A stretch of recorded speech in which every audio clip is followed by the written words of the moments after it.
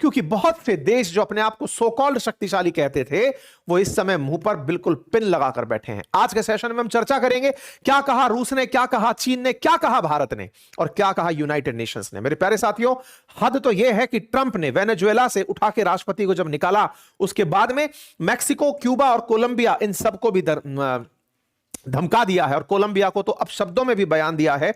बस यही कहा है कि अपना पिछवाला हिस्सा संभाल कर चलो।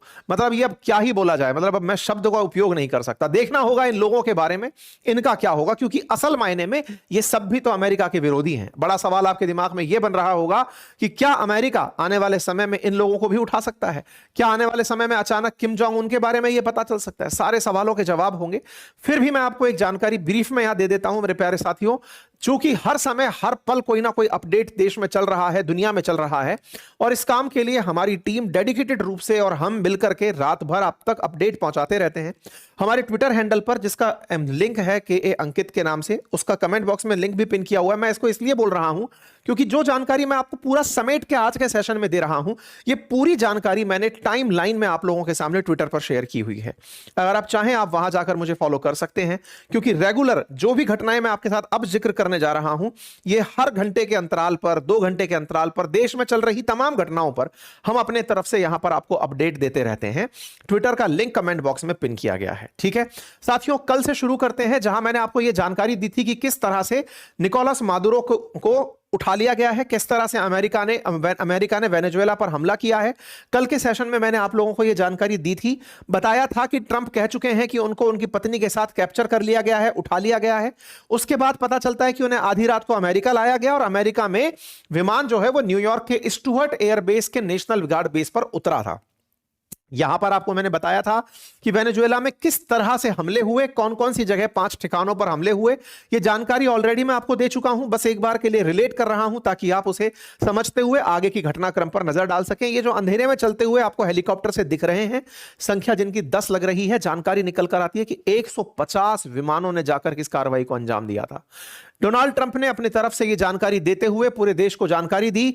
सारी तरफ से प्रतिक्रियाओं का दौर चलता रहा। मादुरो की पहली तस्वीर बाहर निकल कर आई और फिर बयान बाहर निकल करके आया ट्रंप का, जिन्होंने यह कहा कि यह शानदार ऑपरेशन था। साथियों, ट्रंप के द्वारा सबसे पहले जब इस व्यक्ति को उठा लिया गया, फॉक्स न्यूज को टेलीफोन पर इंटरव्यू दिया गया और टेलीफोन पर इंटरव्यू देते हुए कहा कि एक शानदार योजना और बेहतरीन सैनिकों और लोगों का कमाल था।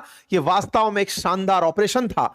मैंने इसका ऑपरेशन के लिए संसद से कोई अनुमति नहीं ली थी, क्योंकि इसके बारे में उन्होंने कमेंट करने से इनकार कर दिया। इन्होंने अपने मैसेज में यह कहा कि हम लगातार उनको सरेंडर करने के लिए कह रहे थे, 1 हफ्ते से कह रहे थे कि वो सरेंडर कर दो। निकोलस मादुरो सरेंडर नहीं कर रहे थे।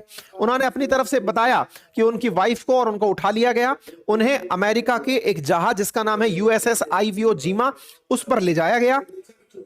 फिर उन्हें यहां से न्यूयॉर्क के लिए हवाई जहाज में ले जाया जाएगा। उम्मीद करता हूं कि उनको एक नाइस फ्लाइट मिले।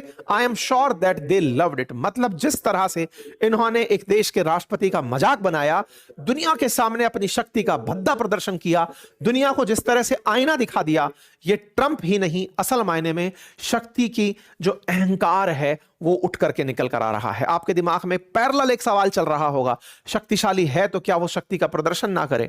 साथियों, अगर प्रदर्शन कर रहा है तो फिर दुनिया के सामने संप्रभुता नामक शब्द, लोकतंत्र नामक शब्द का विज्ञापन ना करे। सॉवरेनिटी, इस दुनिया के 193 देश जो यूएन के साथ इस उम्मीद में बैठे हैं कि वो किसी दूसरे देश के कब्जे में जाने से बचेंगे, क्योंकि यूएन जिंदा है। आज यूएन को बंद हो जाना चाहिए। साथियों, यहां पर सवाल ये बिल्कुल नहीं है। आप में से बहुत सारे लोग कल भी मुझे मेरे ट्विटर हैंडल पर लगातार यही पूछ रहे थे कि सर जनरली आप ट्वीट्स 5-7 ट्वीट्स आपके पर डे दिख जाएंगे, कल आपने 10 ट्वीट कर दिए हैं। और उन ट्वीट्स में जो सबसे बड़ा दर्द है वो ये कि आपको बस ये तरीका पसंद नहीं आया है। आपको क्यों बुरा लग रहा है? क्या निकोलस मादुरो से कोई अफेक्शन था क्या? नहीं, कोई अफेक्शन नहीं। निकोलस मादुरो मेरे रिश्तेदार नहीं लगते, ना ही अपने देश के साथ कोई मादुरो के ऐसे संबंध है जिसके चलते हमको यह लगे कि हमारे साथ कोई बुरी घटना कर दी गई है, और ना ही हमें यह थ्रेट है कि कभी अमेरिका भारत के साथ ऐसा कर सकता है। कोई भी चीज ऐसी नहीं जिससे मेरे निजी हित सब प्रभावित होते हो या मेरे देश के हित प्रभावित होते हो, कहीं से कहीं तक कुछ भी नहीं। दुख जिस बात का था वो ये कि शक्ति का अगर यह प्रदर्शन चलता रहता है तो सही मायने में इस पूरे देश के सामने यूएन को बंद करने की अपील की जानी चाहिए। यूएन जिसने कभी सब देशों को संप्रभु रहने का, अगर आप विचार करिए आज वेनेजुएला के साथ ऐसा हुआ है, अब दुनिया का जो जो देश अपने पास संसाधन रखता है उसके अंदर का डर सोचिए किस लेवल का होगा। या उस देश को सोचिए जो कि किसी दूसरे देश के खिलाफ कहीं से कोई बात कर रहा है, बयानबाजी कर रहा है, अपने मत रख रहा है, उन देशों के बारे में विचार करके देखिए। यह तरीका गलत था। जहां पर भी किसी देश के साथ अगर शक्ति के आधार पर इस तरह का प्रकोप होने लगा तो ये आप वापस से उस काल में लौट गए जब दुनिया के देशों को एक दूसरा देश कब्जा कर लिया करते थे। दुनिया के अंदर इस तरह की घटनाएं यूएन बनने के बाद नहीं हो रही थी, लेकिन ट्रंप ने वो रास्ते ओपन कर दिए हैं।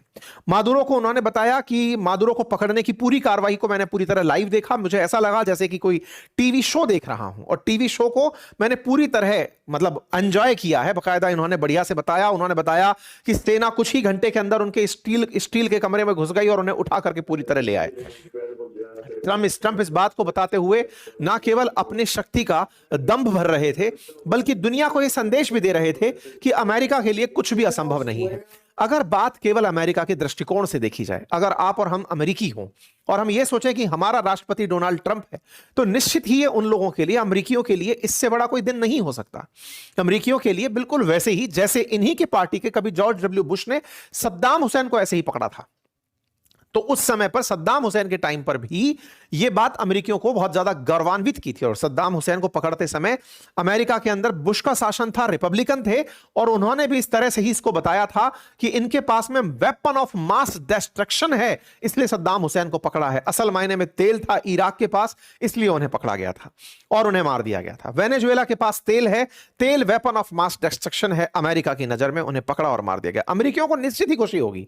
अब मादुरो का नंबर है, यहां से आगे इनको कोई ना कोई डेथ सेंटेंस जैसा फैसला सुनाया जाएगा, क्योंकि कहीं ना कहीं उन्हें लगता है कि अगर यह व्यक्ति जिंदा रहा तो इसकी विचारधारा जिंदा रहेगी, और विचारधारा के साथ साथ लोग यही चाहते रहेंगे कि निकोलस मादुरो को रिहा किया जाए। अमेरिका के द्वारा इस बात की पूरी तरह से अपनी तरफ से इसे सही सिद्ध ठहराने की कोशिशें की जा रही हैं। हद तो यह है कि दुनिया के द्वारा इस बात पर प्रतिक्रिया के नाम पर प्रतिक्रियाएं जो है ना, वो आप देखेंगे तो आपको खुद से यह होने लगेगा कि इस देश में केवल एक ही चीज होनी चाहिए, या इस दुनिया में केवल एक ही चीज होनी चाहिए, और वो है शक्ति। शक्ति, पावर जिसको डिराइव किया जाता है पैसे से। अल्टीमेटली अमेरिका ने वही किया है। पहले पैसा, और पैसा जहां जहां है, जहां प्राकृतिक संसाधन है, वो सब अमेरिका का है। अब तो केवल आत्मरक्षा के नाम पर न्यूक्लियर बॉम्ब होना ही बड़ी जरूरत है। अगर यह नहीं है तो शायद वो अमेरिका से बच नहीं सकता। ट्रंप बकायदा बढ़िया तरीके से बताते हैं कि हमने ये बहुत ही पावरफुल तरीके से काम था, लंबे समय से प्लानिंग चल रही थी, हमने पूरी तरह से इनको पकड़ा। We are going to do four, हम ये 4 दिन पहले करना चाह रहे थे, लेकिन मौसम खराब था। हो सकता है आने वाले समय में मोदी जी की तरह इनका भी मजाक बने, क्योंकि भारत ने जब पाकिस्तान पर सर्जिकल स्ट्राइक की थी तब मोदी जी ने यह बोला था कि मौसम खराब था, इस वजह से हमें थोड़ा सा मतलब उस घटना को देखने में असुविधा हो रही थी, चिंता हो रही थी। मोदी जी के इस बयान पर काफी सारे जो देश प्रेमी हैं उन्होंने मजे लिए थे, मोदी प्रेमियों ने मजे लिए थे, मैं तो यही कहूंगा, क्योंकि उनके साथ में सेना का मजा लेने वाले जो लोग बाग हैं। खैर, इस समय ट्रंप ये बोले कि मौसम खराब था, इस चक्कर में हम 4 दिन से इस कार्रवाई को नहीं कर रहे थे, हम सही मौसम का इंतजार कर रहे थे। कुछ लोग कह सकते हैं कि ऐसी भी क्या शक्ति अमेरिका के पास जिसे मौसम सही होने की जरूरत पड़े। खैर, उनकी समझ के लिए इतना ही है कि ये ट्रंप बोल रहे हैं तो शायद सही वो मान लें। ट्रंप अपने बयान में कहते हैं कि अमेरिका अब प्लानिंग कर रहा है कि वेनेजुएला के साथ आगे क्या किया जाए। हम देखते हैं कि विपक्ष का अगर कोई नेता ऐसा है जो सत्ता संभाल सके तो उसे सत्ता देंगे। मैंने मादुरो को पकड़ने की पूरी कार्रवाई को लाइव देखा है, और उसके अंदर मतलब जबरदस्त ताकत का इस्तेमाल हुआ है। मादुरो का घर मोटे स्टील के दरवाजों, चारों तरफ मजबूत स्टील से बना हुआ एक सुरक्षित कमरा था जिसमें वो घुसने की कोशिश कर रहा था, लेकिन हमने हमला इतना तेज किया कि हमें स्टील की दीवारें तोड़ने की जरूरत नहीं पड़ी, हमने निकाल लिया उसको। अमेरिका के पास दुनिया की सबसे बड़ी और सबसे ताकतवर तेल कंपनियां हैं, और अब वे वेनेजुएला के तेल क्षेत्र में भी एक्टिव रोल निभाएंगी। ये बात फिर से जो शुरुआत से कही जा रही थी, हमने मल्टीपल टाइम अपने सेशंस में जिसका जिक्र किया, वो यही है कि ये कह रहे हैं कि हमारे तेल कंपनियां जाएंगी अब तेल निकालने के लिए वहां पर। आप सोचें, मादुरो एक बहुत ही हाई सिक्योरिटी वाली जगह से पकड़ा गया। ऑपरेशन के दौरान कुछ लोग जरूर घायल हुए हैं, लेकिन अब वो ठीक हैं। ट्रंप ने कहा कि 1 सप्ताह पहले हमने हमले का आदेश दिया था, राष्ट्रपति ट्रंप कह रहे थे कि मैंने तो इसकी मंजूरी पहले क्रिसमस के आसपास की दे दी थी, लेकिन उसके बाद में मिशन के अंदर मौसम की खराबी और कुछ टेक्निकल ग्लिचेस के चलते इसे धीरे धीरे किया जा रहा था। केवल सेना का ही नहीं, सेना की गुप्तचर एजेंसीज का, कानून व्यवस्था बनाए रखने वाली एजेंसीज का, सब उनका एक कोऑर्डिनेटेड एफर्ट था ये रिजल्ट, और ट्रंप ने ये करके दिखाया। अब इसका एक पहलू और भी है। पहलू यह है कि ट्रंप जिस तरह से इस बात को रख रहे हैं, वो इसको इस तरह से भी आने वाले समय में कह सकते हैं कि देखो, मैंने किसी देश पर युद्ध नहीं थोपा।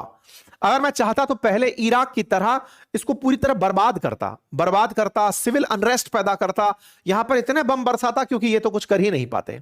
ऐसे में अगर मैं इनको बर्बाद करता तो उससे लोगों का मरना होता, सब तरह की चीजें बदलती, अल्टीमेटली फिर ये पकड़े जाते। हमने सीधा पहले इन्हीं को पकड़ लिया। जब लीडर ही पकड़ में आ गया तो फिर युद्ध करने के लिए सेना कहां बचेगी? तो इन्होंने 150 विमानों से किया क्या? सबसे पहले जब इनके 8 विमान मादुरो को पकड़ने के लिए पहुंचे हेलीकॉप्टर के साथ, 150 विमान क्या कर रहे थे? इनकी तरफ से B-2 बॉम्बर्स भेजे गए थे, ड्रोन्स भेजे गए थे, वो सब उनके सेना के ठिकानों पर हमले कर रहे थे, ताकि उन ठिकानों में आग बरपे और उस आग के बरसने से कोई भी रिएक्शन की तैयारी में ना आ पाए। जब हेलीकॉप्टर जाकर के इनके मतलब इनका जो मेंशन है जहां रहा करते थे निकोलस मादुरो, जब वहां फोर्सेस पहुंचे, उस समय पर उनकी सुरक्षा में तैनात जितनी भी जगह उन पर एकदम कोऑर्डिनेटेड हमला कर दिया गया। और वो जो कोऑर्डिनेटेड हमला था, उस हमले के बाद में बकायदा जो फोर्स पहुंची थी पकड़ने के लिए इन्हें, वो वहां पहुंचती है। वहां उनके जो निजी सुरक्षा गार्ड लगे हुए थे, उनके महल पर, उनके हाउस पर, वो इन पर हमला करते हैं। पुलिस के मतलब सेना के साथ भिड़ंत होती है अमेरिकियों की, और भिड़ंत के बाद फिर ये अंदर एंट्री करते हैं और इनको उठा करके यहां से ले जाते हैं।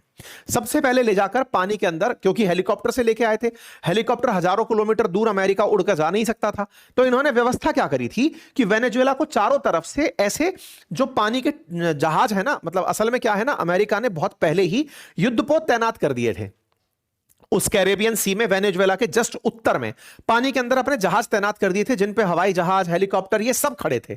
तो सबसे पहले उन्हें उठा करके ऐसे ही एक जहाज पर लाया जाता है जिसका नाम USS आइवो जीमा होता है। इस जहाज पर इन्हें लाया जाता है, फिर इस जहाज से इन्हें दूसरे विमान में ट्रांसफर करके न्यूयॉर्क के मैनहट्टन ले जाया जाता है। जब यह पूरी प्रक्रिया चल रही होती है, तब ट्रंप बाहर आते हैं प्रेस कॉन्फ्रेंस देने। जब पहले इन्होंने टीवी को फोन पर अपनी तरफ से जानकारी दे दी। अच्छा, ये पूरा PR गेम भी प्रॉपर तरीके से करते हैं। फॉक्स न्यूज को इन्होंने बढ़िया इंटरव्यू दिया, द टाइम्स उसे वो चला रहा है, बढ़िया जानकारी दी, फिर प्रेस कॉन्फ्रेंस में आया। यानी एक तरफ तो पहले जानकारी दी जा चुकी है, अब अपने उन सारे लोगों को लेकर आए जो इस पूरी प्रक्रिया में साथ थे, जिनमें अब कौन कौन है?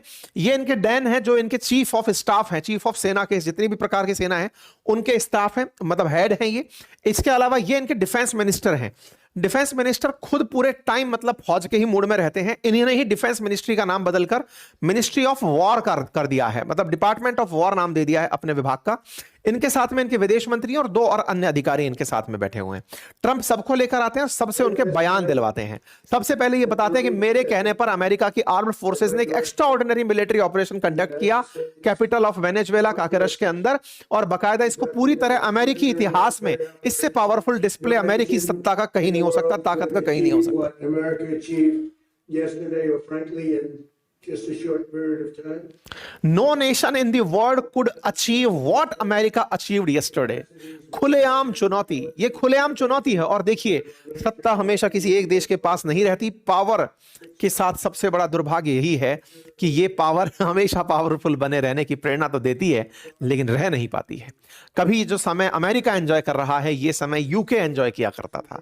आज यूके खुद कह रहा है कि हमें पता ही नहीं क्या हो गया है। अमेरिका ने जिस तरह से अपने आप को शक्तिशाली बनाए रखने के लिए, क्योंकि अमेरिका आज पूरी विश्व के सामने एक ऐसा देश बनकर बैठा है जिसके पास में दुनिया का बेस्ट ब्रेन पहुंचा हुआ है, बेस्ट कंपनीज जिसके पास में है, जिसके पास में बेस्ट विजन है। आज वो अपने हितों को सुरक्षित करने के लिए पड़ोसी एक ऐसे देश पर जिसके पास भरपूर भंडार था तेल का, वहां कब्जा ही कर लेता है। और इसको ये बोलते हैं, और वास्तविकता में बड़ी बात है कि वर्ल्ड में आज तक किसी ने ऐसा अचीव नहीं किया जो हमने कर दिया। अमेरिकन के लिए सही मायने में इससे बढ़िया कोई बात नहीं हो सकती। लेकिन चूंकि हम तो थर्ड वर्ल्ड कंट्रीज है ना, हमें तो अपना सोचना होगा ना। कल को किसी भी देश के साथ ऐसा हो सकता है, ये विचारणीय तथ्य है, और इसी वजह से प्रतिक्रियाओं पर ध्यान लगाना बहुत ज्यादा जरूरी है। इन्होंने अपनी तरफ से गीत गाया। इन्होंने कहा कि मैं उन सभी मतलब महिलाओं और पुरुषों को धन्यवाद देना चाहता हूं, महिला सेना के अंदर जो इतना अच्छे से इस काम को कर पाए। हम आने वाले समय में इस देश को चलाने वाले हैं जब तक हम वहां पर सेफ, प्रॉपर और जुडिशियस ट्रांजिशन नहीं दे देते। अफगानिस्तान में जिस तरह से अमेरिका ने काम किया, वहां पे सत्ता परिवर्तन का काम किया, गए और हमला किया, हमला करके फिर सेफ और जुडिशियस तरीके से उन्होंने तालिबान को सौंप दिया। बिल्कुल अब ऐसे ही कह रहे हैं कि वेनेजुएला पर हमने हमला किया, हमने उनको निकाल कर ले गए, अब हम उसको चलाएंगे, और हम उसको जब चलाएंगे उसके बाद में वेनेजुएला को जब कोई अच्छी सरकार मिल जाएगी हम उसको सौंप कर चले आएंगे।